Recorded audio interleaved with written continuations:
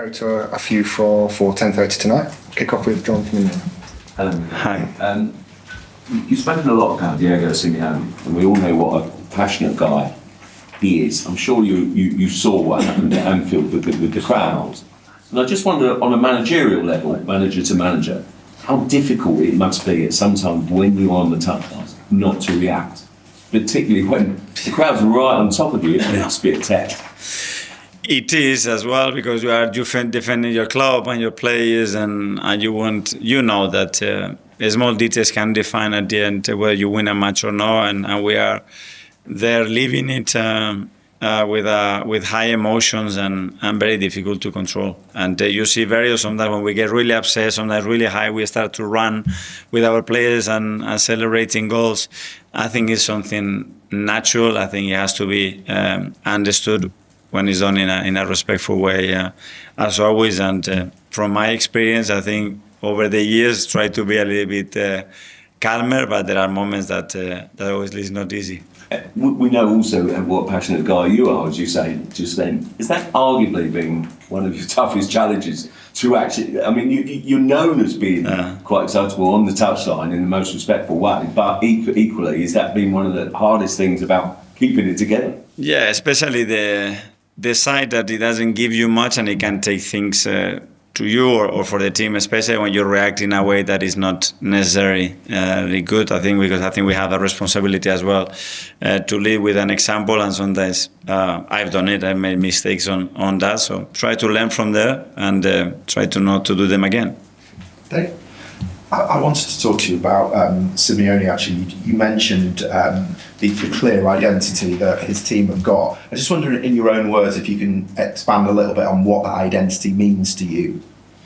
Well, if I have to use in very words, it's the willingness to win, you know, and then after that drives everything. Probably their methodology, the way they live, the way they behave, the way they act in everything, and the purpose that they have, which is at the end to win. And they find a way to do it, and they change a lot of players, and they change, and the competition in Spain has increased, and they have two very big clubs, and they've always been there. And that's something that is driven by their mentality and their passion. And after that, there are specific things in the way, in my opinion, that he sees the game and he tries to encourage his teams to play that are more specific. But the main thing, I would say, is that. I would also say, just listening to you talk about this Atletico team and Simeone, you could almost be talking about your own team.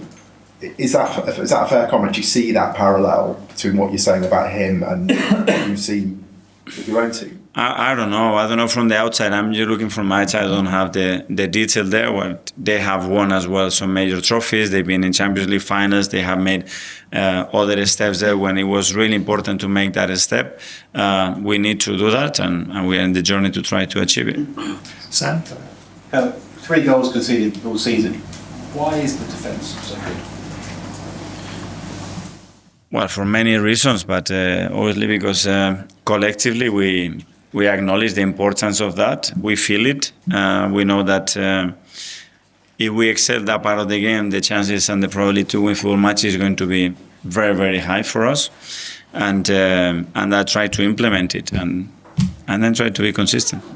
That buy-in from the forward players too, is that what kind of sets the tone? I think so, yeah. Because if there is no that connection, it's very impossible. Because in football, you don't get to choose which actions I do defend and which actions I don't.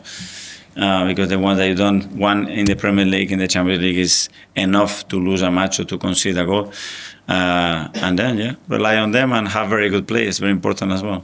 Is that something you think that you've had to instill in the players in your time over the course of all these years?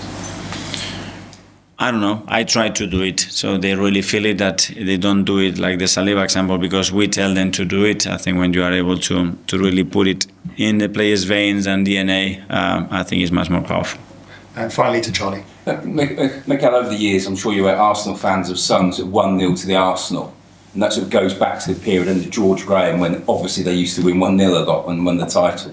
I was just wondering how much you sort of, when you were first aware of this chant, and how much you know about that team that was so solid. There was Tony Adams and David O'Leary, so these legendary players. What you know about that side, and obviously they effectively are, wouldn't you? Well, the details of that, not much, because it was a different era. But if that's associated to successful teams and teams that brought joy to our supporters and the club, more than welcome.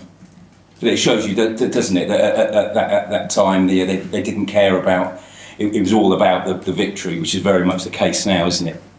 Yeah, it is, and especially now. In modern football, the margins and the results you see, it's one goal most of the times, a lot of the times, and that defines whether you win or not. So you have to be happy and comfortable dealing with those small margins and find ways to win it. Okay, well, see you Yeah, tomorrow. thank you guys. Thank you. Thank you.